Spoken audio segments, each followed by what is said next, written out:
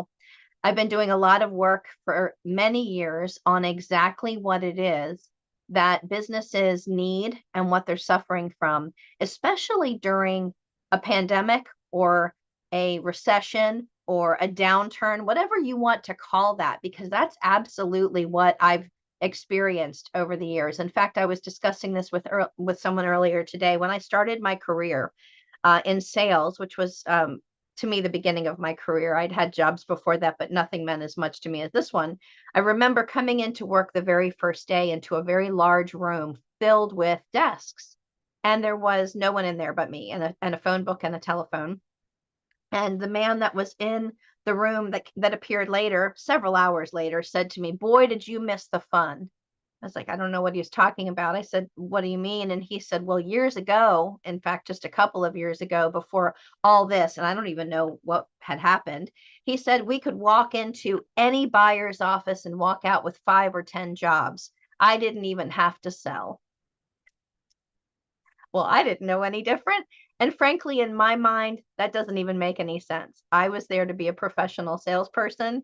And so here I am all these many years later, about 30 years later. And I have to say, I've loved it. It's been hard. It's been good. It's been bad.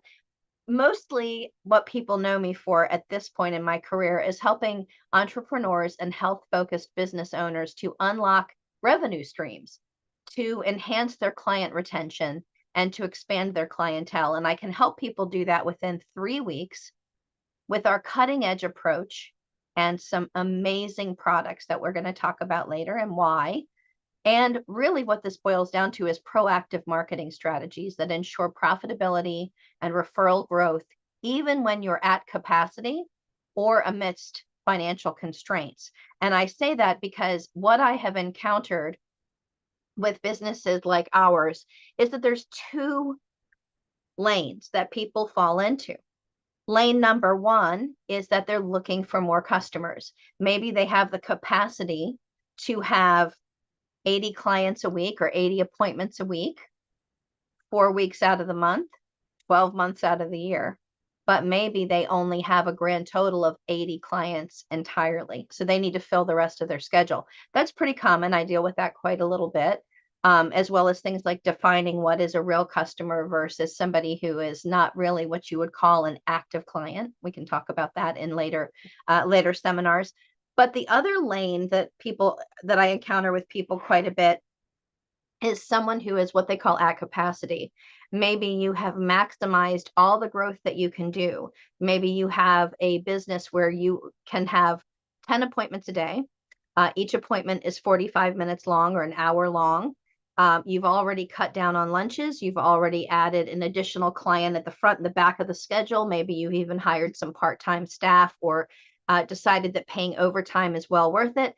Maybe you're now going from a 3 to a 4, 5, 6 workday week. Maybe you've already done those things and you just have no more room. The only thing left to do would be to add more space in your office. And that's not necessarily something that's even reasonable. So if you fall into either one of those lanes, you're in the right place. This is what we're going to be talking about. Expanding your revenue streams during this time, which is what we would call a down market, and whether you're needing clients or you're at full capacity. And I know those are very different circumstances, but this will encompass both of those things. I have a background in helping business owners. Maybe it's a health store or a gym, personal trainers, wellness centers, medical professionals, nutritionists, with the same problem. And incidentally, it's the identical problem to optometrists, ophthalmologists, hair salons, barbershops, salons, and spas.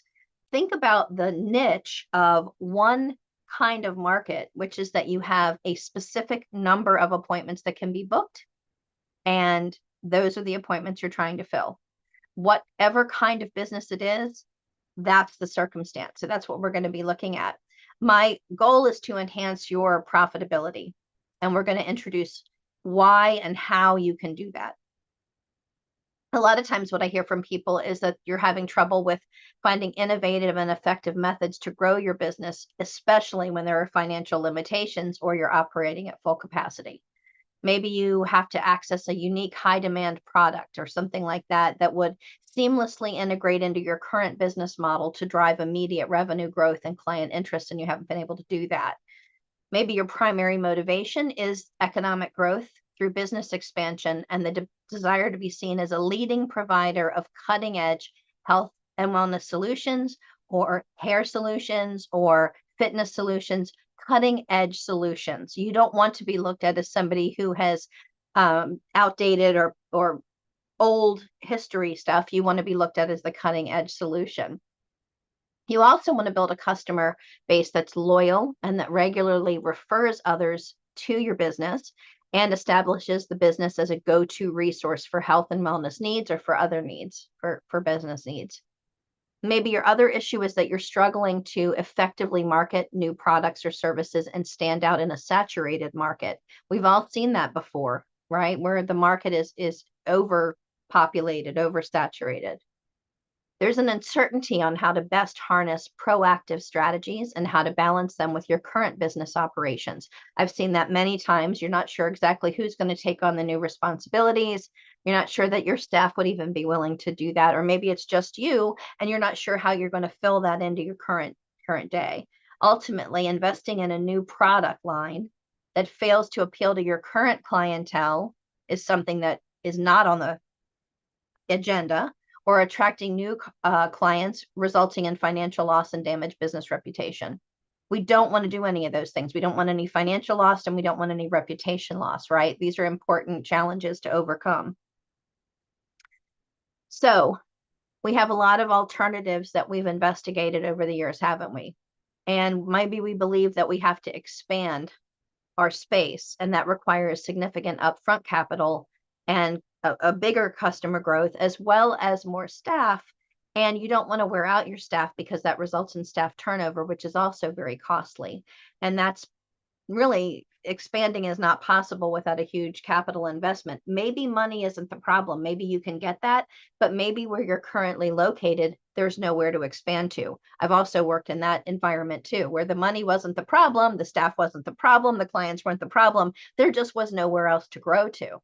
So what can we do in that space? So we've got a lot of different alternative methods and things and strategies, incremental growth, incremental adding in of new services or products, assessing demand, assessing viability, growing incrementally, collaborating with other local businesses for cross promotions. Well, that might not actually reach the desired audience that you're looking to reach either. Maybe you've explored digital marketing solutions and sales funnels. I can tell you that that tends to be a rabbit hole. It cracks me up because it's called sales funnels, but it sounds like a rabbit hole. And that can lead to inefficient use of resources. And I've actually seen that as well, where you think that this marketing strategy is going to be all that, and it turns out to be nothing more than a money pit and a time suck. I understand that. So before you get into all of this, you're feeling that you have limited resources and limited revenue streams. Have you ever actually counted up how many revenue streams that you have? And I really want you to consider what that looks like. How many revenue streams do you currently offer? I don't know if you're a dental practice, a fitness trainer, a hair salon, but you need to evaluate where all of your inbound money is coming from. You might have seen one of my other seminars where I discussed how to evaluate where the money is actually coming from. And what do you enjoy doing versus where does the money really actually come into the business to actually beef it up? Okay. Do you feel overwhelmed? Maybe, possibly you've hit a plateau in your business, or on an average day, you're juggling existing clients with no time at all to strategize for anything else. In fact, there are a lot of business owners who tell me between continuing education or making notes on things and staff requirements, there's no time for things like team building or looking for other alternatives. I get that. So likely you're feeling stagnant and frustrated and stuck, and that's not a good place to be. Stagnancy, burnout, all of those things are really scary, because when you get to that point, everyone around you knows it, right? But that's something that permeates the entire business. When we work with you and we help you come up with solutions, you're going to feel rejuvenated and lighter. And you're going to be able to see where you can get additional revenue streams from, and you're going to be able to see where you're going to be able to get expanded client base. This is going to be a really exciting feeling because you're not going to be feeling that weighted down frustration any longer. Okay, this is an important. We're going to be giving you some tactics, some solutions that help with that. We do that in a seminar environment, but we also do that in a one-on-one workshop as well as group workshops. Okay, you're going to be feeling that you're serving more people, that you're increasing the impact on your industry and servicing more people. And that is such a great feeling. I would say that most business owners get into their business because they want to give. And the feeling of giving is so powerful. And then you feel empowered, confident, invigorated. And what happens? So does your staff. So do your customers. Other people around you are reflecting and mirroring that feeling back to you. So just to kind of give you a little bit of a recap, we're looking at some results where you can diversify and increase your revenue streams, attract and secure a broader clientele, implement actionable and effective profitability strategies, enhance your business growth within a short time frame, manage and reduce the overwhelming workload that you have without compromising revenue, develop a system to scale the business even when you're at full client capacity, gain expertise in identifying and tapping into new markets, foster a healthier work-life balance while maximizing business potential, and establish a reputation as a forward-thinking and innovative business in your sector. Does that sound exciting to you? Because it sounds exciting to me. These are the kind of things that, as a business owner over the years, if someone said this to me, I would have jumped in with 2 feet. So I'm excited to be sharing this with you. I'm really excited to be telling you a little bit more about how we build business and what we do. I know you have lots of challenges and pain points and frustrations. And of course, we've looked at that, and we're going to look at that and evaluate that. But if you're anything like the people that I've worked with, you're going to be excited to hear other things that are going to be other solutions. So let me just ask you what you've done in the past to overcome this. Okay. So I'm just curious. Just keep an open mind and let me know. You can give me a yes or a no in the chat. You can give me a yes or no in the comments. Have you attended generic business growth seminars that don't cater to your unique challenges of your specific business? Have you implemented trendy business strategies that promise quick fixes but lack any sort of sustainability or growth or framework? Have you hired business coaches or consultants who don't understand your industry specific needs? Have you purchased expensive software, CRM, business management tools without proper integration or training? That's one that I hear all the time, where people are purchasing things that they just simply cannot implement, or if they try to, the problem is there's no sustainability. There's no way to keep that going. Have you tried to expand your social media marketing without a clear strategy or even understanding your audience? You know, I've spoken on this many times. You probably have already heard me talk about this many times. You can take a look at some of my previous recordings. Without a content strategy, what's going on? Where are you going? And nothing's happening. And why not? Have you diversified hastily into new services or products without any market research? Have you gone to networking events without a follow-up plan or a system to capitalize on new contacts? Now, I can tell you from previous experience, I probably did that for years, maybe decades, that mistake I made. And I don't want to do that anymore. Maybe you've been working longer hours just to make more money, adding in that second shift, adding in some overtime. That leads to burnout, and it doesn't lead to significant growth either. It just leads to burnout. Maybe you've been cutting costs in essential areas, hoping to reallocate funds for growth, but compromising services or quality. I worked for a printing company in the 90s, and I have to tell you that they did things like they cut the coffee service, the coffee and water service, which they thought was just for the staff. But, you know, we had clients come in, so there was no coffee service, no water service. They removed all of the vending machines, so there were no snack machines. This was a problem because we would have clients come in for long stays. Like they might even come in for 3 or 4 days. We even had rooms inside the facility where they could stay, but there were no snack machines, vending machine, nothing anymore. And then they went, I'm almost embarrassed to say this, it's shocking, but they started removing the toilet paper, the toilet tissue from the restrooms, and you had to bring your own. I do not think this was an effective cost-cutting strategy. It was ridiculous. It made no sense. Or here's one. This is the last one on the list. Have you engaged in partnerships or collaborations without a strategic alignment or any clear objectives? And I can tell you from past experience that when you embark in a partnership where things are not set in stone up front, one or both parties is going to feel bad about the partnership, aren't they? Somebody's going to feel like they're doing more than the other one. So I get that. Well, here's another thing.